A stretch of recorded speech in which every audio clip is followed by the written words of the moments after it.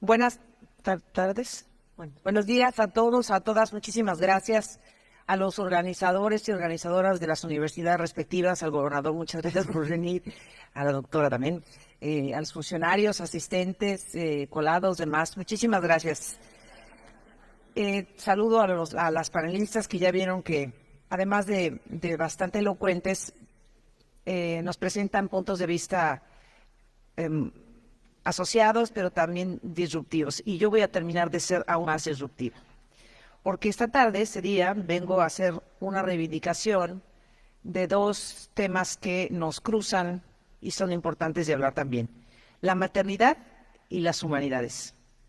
Y muy formalita yo escribí, para que no me pasen papelitos de córtale. Queridas y queridos amigos, estamos de nuevo reunidos para hablar sobre qué hacer a favor de la ciencia, las humanidades y la tecnología en México y el resto de los países de habla hispana. Para aventura nuestra, este espacio internacional se ha ido consolidando como un gran foro para que las mujeres que tenemos como profesión la vida académica compartamos lo que hacemos, escuchemos lo que realizan los demás y pongamos un énfasis en las brechas que nos toca acortar o exponer al público cómo deben reducirse en nuestro beneficio. Esta vez, mi deseo no es nada más reivindicar a las mujeres investigadoras que afrontan cualquier cantidad de situaciones especiales, tales como la vida en pareja, las que se casan o tienen pareja o no, la maternidad, que ciertamente no se limita a los primeros meses, sino que inicia un largo y complejo andar con una altísima responsabilidad que dura casi toda la vida o toda la vida, o problemas particulares, por decir, una enfermedad propia, o la necesidad de cuidar a alguien más de la familia. También aquí, colegas han expresado y continuarán haciéndolo, les reconozco mucho por ello, distintas adversidades profesionales de larga data que resumo. La creencia de que las mujeres tenemos menor capacidad o que somos más susceptibles de enfermarnos, de nervios, por ejemplo. Que al embarazarse es un retraso para el negocio, la empresa u otro lugar, porque no se va a contar con ella por un tiempo. Muchas recordarán que todavía hace no mucho, para ocupar un puesto laboral se nos pedía el certificado de no ingravidez. Palabras más, palabras menos es, dinos que no estás embarazada, porque en caso contrario no te vamos a pagar tu parto, ni luego tu discapacidad. Así decían. Me sirve para de paso sostener que la maternidad, al menos para mí, no vale más que 100 doctorados ni 200 certificaciones académicas. La maternidad no es un inconveniente, tampoco una discapacidad ni una enfermedad. Es una situación maravillosa que yo en lo personal no cambio ni por este Congreso. Y más aún, la maternidad es un amoroso y difícil caminar con un ser indefenso o varios que aparecen en la vida como un don, un regalo, y es nuestra obligación velar por ellos, estar para ellos, acompañarlos conforme crecen. Desde que soy madre confirmo que he aprendido más sobre la vida. ¿Qué tanto? Pues no lo sé. Pero para mí ha sido muy importante tratar de ser mejor persona. La maternidad, con los ojos cerrados, lo escribo y expreso, ha sido la ruta más idónea para ello. Esos locos bajitos, como se refirió a ellos Joan Manuel Serrat en una canción, crecen, nos ponen con los pies en la tierra, nos muestran la diferencia, nos retan a comprender, a solidarizarnos, nos ocupan y preocupan, en fin, ninguna aquí que no sea mamá esté escuchando novedades. ¿Verdad que no? Quizá este mensaje entonces va dirigido a las jóvenes investigadoras que por supuestas necesidades del trabajo aplazan la realización de su vida personal. Yo, que paso de la media de la edad natural de una mujer, les expreso: no se olviden nunca de ser ustedes. No abandonen jamás la idea de formar una unión o multiplicarse a través de la familia. No hay ninguna medalla más importante que formar a hombres y mujeres de bien Esa es la intención, al menos. Y eso vale, repito, para mí, más que cualquier diploma o grado académico. He comenzado así antes de llegar a las humanidades, porque desde el anterior congreso, cuando estuvimos en Puebla, disertando sobre la vida y peripecias de las investigadoras, la palabra maternidad apareció de manera continua como atenuante al progreso de la profesión. Se quedó eso reverberando conmigo. Para otros, la maternidad puede ser un problema. No para quien es madre. No es un agravante, es un privilegio. No es un retroceso o estancamiento profesional. Repito, es mi opinión. Es lo mejor que nos puede pasar. Por eso voy a repetir, estos 3 enunciados son míos, míos, míos. Puede haber quien no los comparta, yo respeto. Sin embargo, resulta a todas luces que para el mundo académico sí es una situación especial.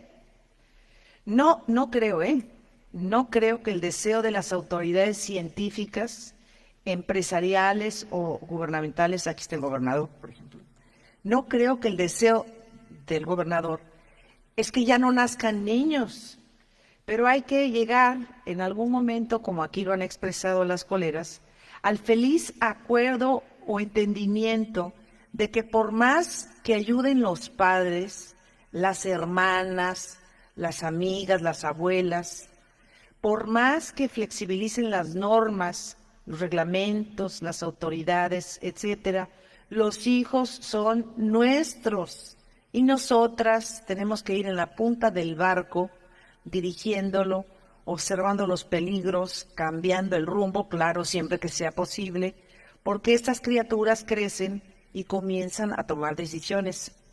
La adolescencia es una etapa difícil. Es importantísimo estar a su lado. Por lo anterior, defenderé siempre el derecho a que los hijos que tenemos aparezcan sí o sí en nuestro currículum, a la par de nuestros premios, nuestros libros, nuestras certificaciones.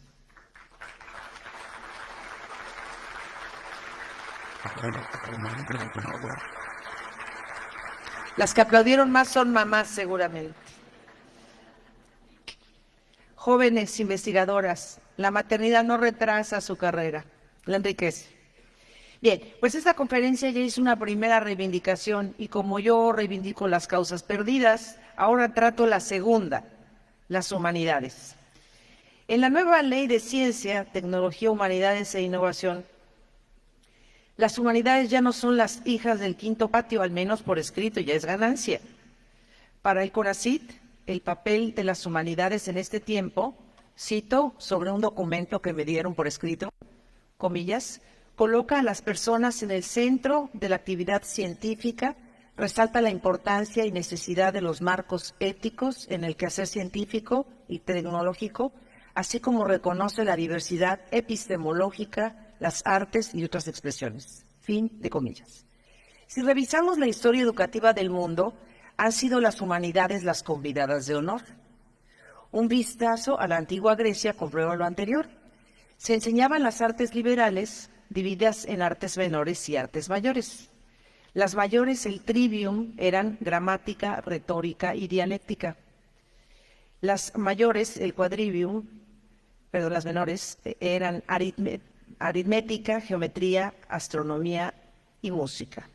De estas 7 artes liberales, en un ejercicio de actualización, las ciencias como tales, coincido que lo de Duras, quién sabe, son ciencias sociales, son aritmética en la equivalencia de hoy, astronomía, geometría y el resto de aquellas artes liberales son ciencias sociales y humanidades.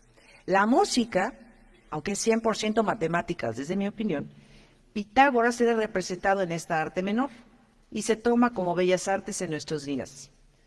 Después de la era cristiana, las artes liberales pasaron tal cual a la docencia, pero ya enseñadas desde la teología. El periodo más difícil trasvino con el Concilio de Trento, realizado en el siglo XVI. A partir de ahí y hasta prácticamente el siglo XX, se radicó toda posibilidad de que la filosofía racional o la ciencia permitiese a individuos y sociedades responderse a preguntas que le inquietan sin la intervención de dogmas. Esta historia, que se cuenta fácil, justificó la prohibición de las obras científicas y hasta de obras literarias. Pongo el ejemplo de la teoría heliocéntrica. La primera víctima fue Nicolás Copérnico, quien se atrevió a postular que es el Sol el centro del universo y los planetas giran alrededor de él. Esto, que es del conocimiento público, era un gravísimo problema. Los teólogos del Vaticano prohibieron su libro llamado Sobre las revoluciones de las orbes celestes, que el científico no publicó en vida. Fue dado a conocer hasta 1543 después de morir. Con cautela, entre 1609 y 1619, Johannes Kepler presentó sus famosas 3 leyes del movimiento planetario y también tuvo problemas con cardenales. Entre tanto, el clímax de prohibiciones tuvo a una de sus víctimas más conocidas en la persona del teólogo dominico Giordano Bruno, que fue quemado vivo en Roma en 1610 en una plaza pública, acusado de ser, comillas, hereje, impenitente y contumaz, así fue la acusación, ante su respaldo al heliocentrismo. Galileo Galilei insistió en la hipótesis y entre 1632 y 1638 dio a conocer 2 obras más: Diálogos sobre los 2 máximos sistemas del mundo y Discurso y demostración matemática en torno a 2 nuevas ciencias. Que los planetas giran en torno al Sol se puede mostrar científicamente. Eso afirmó y comprobó. ¿Por qué no fue a la hoguera como Giordano Bruno? Quizá porque el caso Bruno aterró a cientos de expertos y se comenzaron a mover con extrema cautela. Sin embargo, Galilei no pudo evitar una especie de arresto domiciliario y en el ocaso de su vida se le pidió abjurar de sus planteamientos, lo cual hizo. Otra víctima conocida de esta saga fue el también teólogo dominico Tommaso Campanella. Defendió bíblicamente a Galilei, a quien llegó a conocer en persona en Padua, y por una apología que escribió, más otras obras consideradas heréticas, fue encerrado 28 años en una cárcel de Calabria. De esta historia apretadísima de prohibiciones que he narrado, las obras de Copérnico y de Galileo pudieron publicarse hasta 1835, cuando la Iglesia Católica eliminó la censura.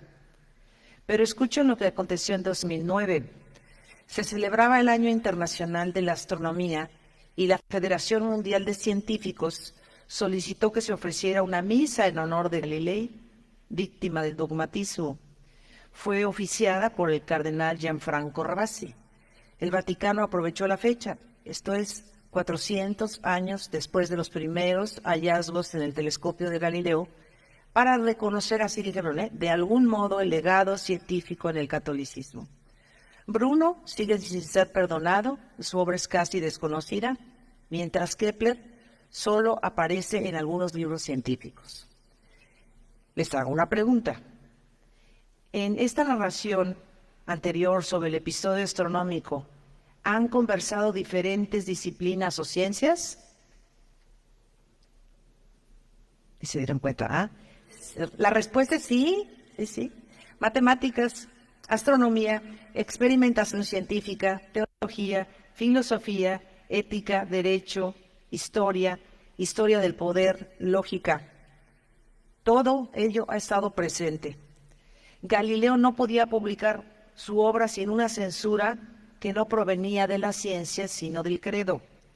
El credo estaba facultado para permitir o prohibir. No era una cuestión científica ni democrática, sino de un sistema teleológico que así se aceptaba, como que aún a principios del siglo XX, la mujer mexicana no debía ser periodista ni arqueóloga, tampoco ingeniera ni química o funcionaria pública, ya no digamos diputada o gobernadora. La primera mujer médico de la historia es Matilde Montoya, a la que boicotearon a más no poder desde todos los ámbitos para impedir su titulación, hasta que lo logró en 1887 con la intervención a su favor de la esposa de Porfirio Díaz. Las mujeres que trabajaban en ese tiempo, finales del 19 y principios del 20, eran mayoritariamente obreras, empleadas domésticas o profesoras de primaria en el mejor de los casos. Con el correr del siglo XX, hacia los años de 1950, comienzan a titularse las primeras doctoras en México, doctoras ya de otras ciencias, como filosofía, historia, astronomía.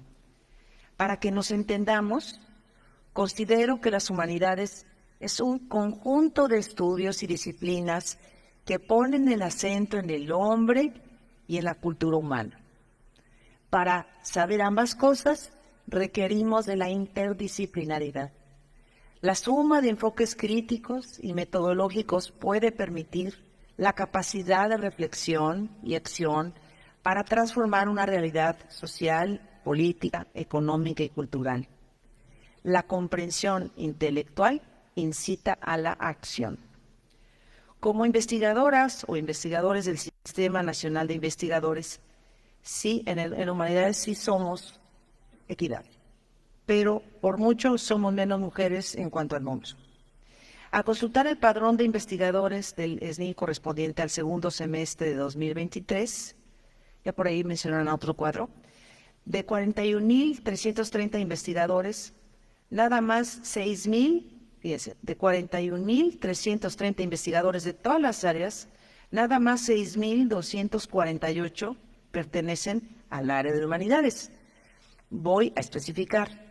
Para CONACYT, en humanidades, que es el área 5, están quienes nos abocamos a artes, literatura, filosofía, ciencias de la conducta y educación, antropología, historia, lingüística, arqueología, etnografía, biblioteconomía y ética. De las humanidades, de estos 6.248 elementos, ciencias de la conducta y educación tienen el 36%, historia 16% y antropología 11%. Así que estas tres, que son ciencias de la conducta y educación, historia y antropología, acaparan el 63%. Como el dicho, ¿no? Ya nos van quedando uno. El resto, para llegar al 100%, son de lo más variopintas. Antropología social, psicología experimental, lingüística diacrónica, arquitectura, ética.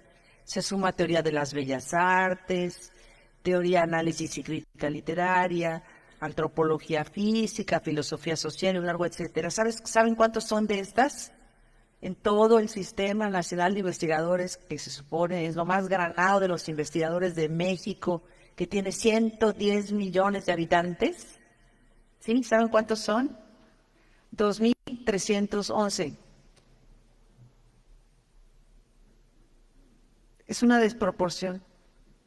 Con todo respeto a los ingenieros, los biólogos, los arquitectos, los químicos.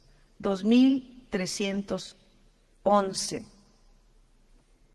Desgloso un poco más porque quiero llegar en concreto a las que me conciernen como investigadora. Literatura, filosofía y lingüística solo tiene inscritos en el SNI a 469, 405 y 323 investigadores en todo el país. Muy lejos, biblioteconomía y archivonomía, que es la última disciplina en la estadística, 8 personas. A nivel nacional, lo bueno, según datos de CONACYT, es que de los 6.248 miembros de humanidades y ciencias de la conducta, 48% son hombres y el resto mujeres. Hay equidad, ya vamos a ver. Acaban de salir los resultados de la convocatoria para ingreso o permanencia. Vamos a ver cómo está ese análisis después. Bien, el término artes liberales no hace mucho ha sido retomado en universidades fuera del país. Parten de que una educación especializada que enseña humanidades es lo mejor. Incluso algunas de ellas ofrecen licenciaturas, maestrías y doctorados en artes liberales. Hay instituciones con estos programas en Alemania, Holanda, República Checa, Irlanda y España. También hay programas dirigidos a preparatorianos. Una propuesta que podría funcionar en México para incentivar el estudio de las humanidades sería que en licenciatura de carreras que están muy lejos de las humanidades, como medicina, química, ingeniería, biología y otras, tuviesen al menos una materia obligatoria por semestre relacionada con retomando experiencias de estas universidades de cine, filosofía, interpretación literaria, arqueología. En esta conferencia he venido a abogar, además de la maternidad, por las humanidades. En todo el sistema de investigadores de México es increíble cómo terminó hace tiempo la tradición humanística en la formación de todos. Pongamos el acento en la bajísima importancia que los futuros investigadores del país tienen en el área de humanidades. Es un gran reto para quienes trabajamos en literatura y áreas afines generar interés en jóvenes.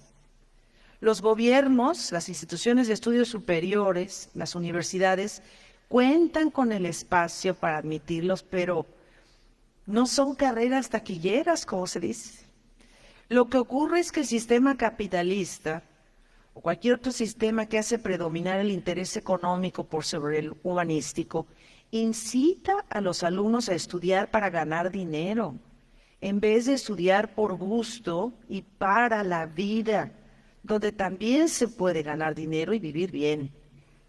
En modo alguno propongo no tener ingresos suficientes, pero quienes nos dedicamos a trabajar temas y áreas debemos contagiar a muchos, a miles, porque es lo que nos gusta y podemos vivir de ello.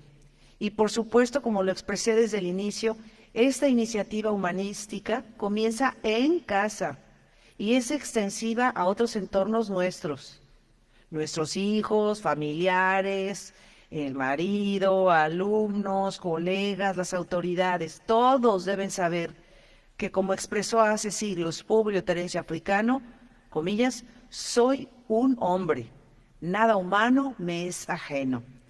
Esta es toda mi propuesta, vivir y trabajar para los seres humanos. Gracias.